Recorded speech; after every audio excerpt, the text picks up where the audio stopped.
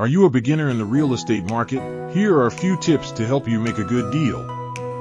First, establish your budget and stick to it. Be realistic about what you can afford and consider all additional costs like maintenance and taxes.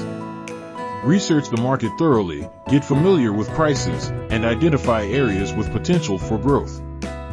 Don't forget to inspect the properties you are interested in. Look for any potential issues that might require expensive repairs. It's also wise to hire a qualified home inspector to address any hidden problems.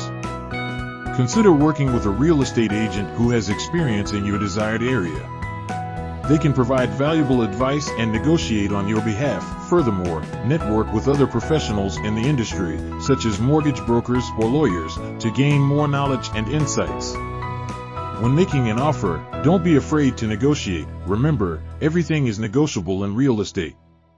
Lastly, be patient. The right deal may take some time to find. Don't rush into a purchase out of desperation. By keeping these tips in mind, you'll be better equipped to make a good real estate deal as a beginner. Good luck!